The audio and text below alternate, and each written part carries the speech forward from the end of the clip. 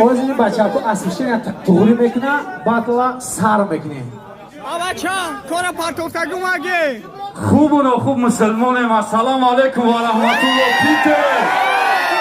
زنده باشین. اینجا گفتم کم تر خاتم میشه که باطلی ما اوماری های اینجا پرسته باز می توجی کنه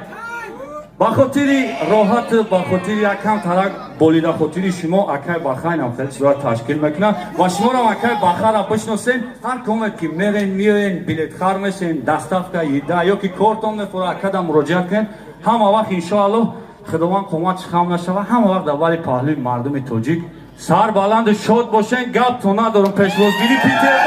ما دیگر که پوی زنده باشین. اکا جون اومدین خوش اومدین همه تون گپ تو ندارم. خدا خواهد دوام قصه در درمی باطل چی گفتیم؟ خدا خواهد انشاءالله با پیش همه وقت ما پیش میریم ما در گپی بس نرم نیست با پیش تاجیکستان گاب نیست اکا گاب نیست اکای نخویده پرتو ماریو یکون سخن گفتنی برای توپایی که اومده کسی Assalamu alaikum Peter! کسی که اومد رحمت ما هم خطیتیم زنده باشه برادرو. از رحمت برای اومدگیتون برای وقتی قیمتی خودتون دریغ نداشتنتون بچه‌کوی که یک طرفی نمیکن و معنی را نداره که شما دشمنی من پرستم مخلصی یا برادرو خوش اومدین گفتون زنده باشه بچه‌کوی همین میگن کسی که غریبی در یا دکا کسی که غریبی در کار میکنه او با قواش ده چند در نظر با نفرهایی که از در تاجیکستانن کام قوای ده چند در نظر داره شما در گرم نداره تو در گرم نداره کاروچی بردواری تدام موفقیت خر میکنیم برای ما دکت از شرست کده اوشه زدشا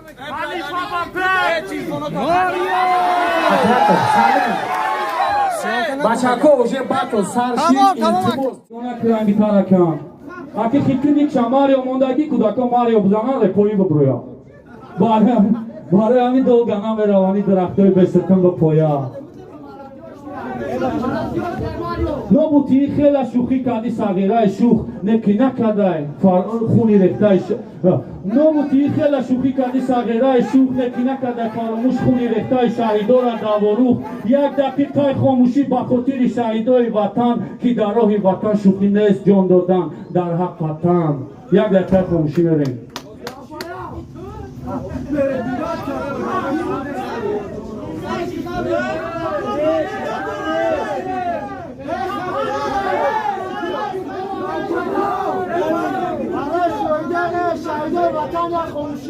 برای شهیدای وطن یک دقیقه خاموشی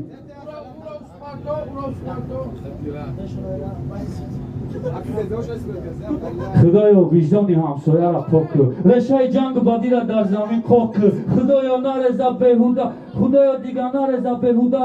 خون روی خاک فقط ای خسندی بگم نخونن با جیگری چوک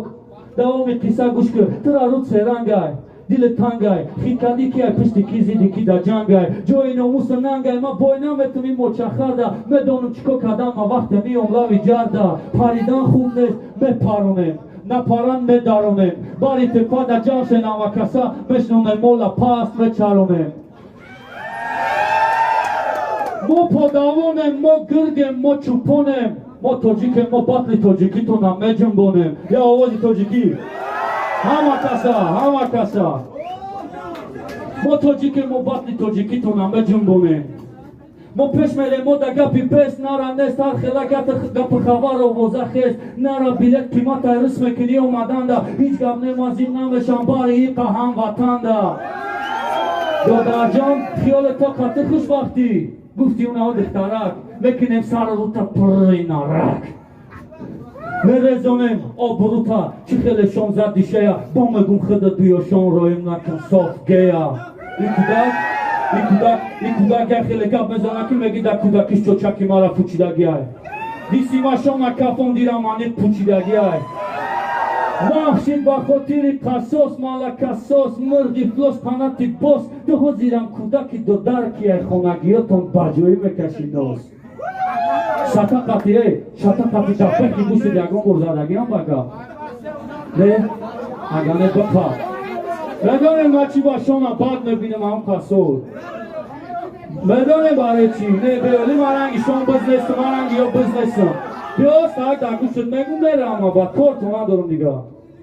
Ye bugün. Tokatı şarmındaki arkadaşın ayda anladın mı?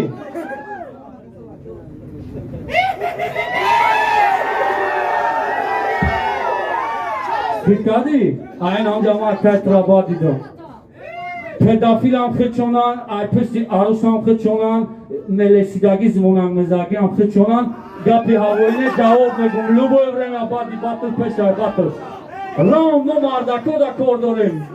Biz dilo bize dane digar. Zinda boşen. Salamati amatan ve koman Allah. Ram dake vata. Tabloy. Zinda boşe akacım. Bardalo ya ovoz. Hama kasa. Bacho.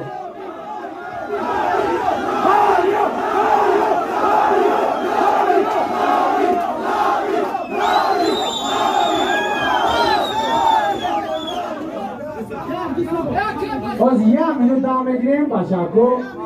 سر بگیریم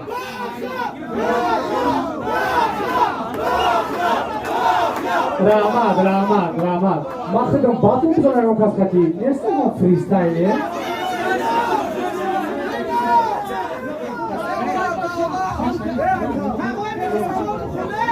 بچه‌کو یکم منو دام بگیریم سر روش میگیم نکردی اکر باخا باتون بزنم باخا دای دو بزنم تو مفیسته بگیم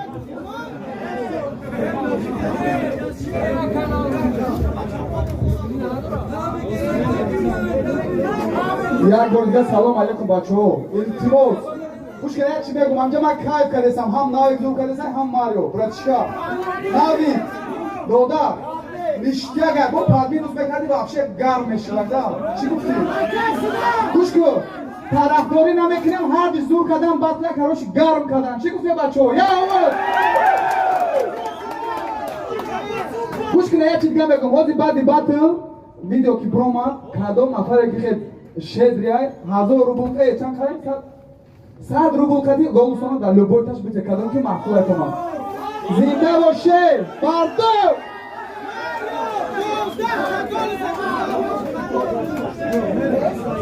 کیف کردم بچه‌ها داونه خیلی بات گرم نشده بود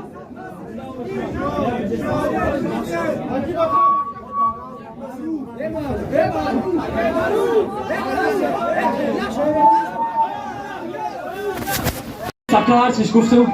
چیز گفتم یا دیگر نسام دلی صبح نشوتی میدونم نسام خیلی بچه‌ها که دستوی نه گوش کنیم بگم شما مثلا در گوش کن آز گوش کن ولی نمیدونم چی بگم تو میارزی نمیگ اگر کتگی کنی تو میارزی نمیگ بگوی باتلر منی کنی تو میارزی خطا تعریف کردن ده میارزی تا خوبی ده خوب و بدی ده بد بدن ده تو میارزی نمیگ تو ده باتل نتوری وینی میدونی چی گم باری که تیرا کنته کدگی اشش نگیری دستوی اوکی تو ده فاخره کنی گیرو بالوتی مهنتی نگیری شما اسمونیت کدن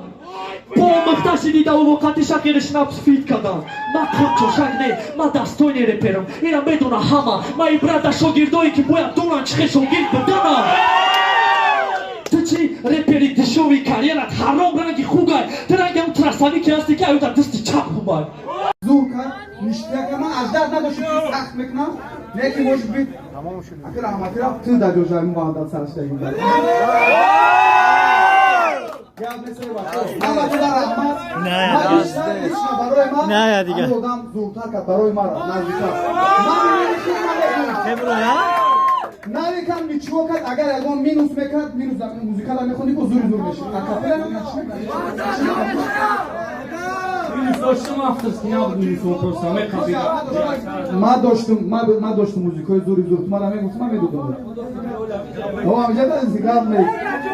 زنده باشه مردمی تاجیکستان سربران حضور ما خرسادم کی باطلی مش ما نفوسی باطلی من باطلی ما رحمت الله تعالی نداره من مینداره خب من یکم دبا خمیرسانم برای چون من خیلی ماجرا زن بچه دو یک دیروز که زنی مامین نیفسیم پاکرمان مقصد بشوری بطور آینده کردن رسولی کلام دورا و آتیس کلام دورا نه مرده نه ملادس نه یک اول برای کود گپ نیست بچه خوش اومده اما تون بعد نو با پایان رسید زنده باشه چمپیون فقط گلاساوی بچه گلاساوی بچه ها میخواهیم که چمپیون بخوامه این چمپیون کی بری؟ سیدو گلاساوی بگیره همه چمپیون بشه چمپیون رو همه شما لیکن نسام دلی هر دیش نیشتر کرد و خیلی کرد هر دیش 1000 آمد کلام که اومد ای اکا ما سون گرفتیم جواب بگیم نمیگرزیم که بابیم نه جا فرانگ شیم نه همه ساعت فویزه اومد دل گرده کرد اومد همجا نسام دل کچاب کرد هم تو در احمد ماریو گابنس همه تون 10,000 آمد کلام اومد که نمیخوای دستگیری باشه کو ما بفکریم امینه ما همجا در می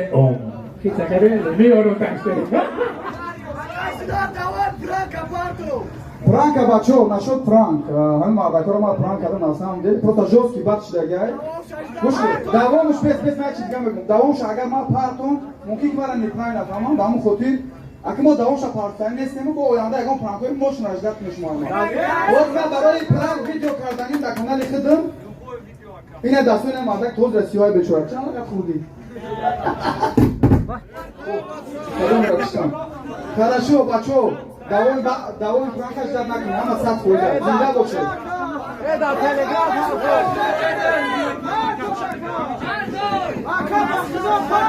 گرد نیست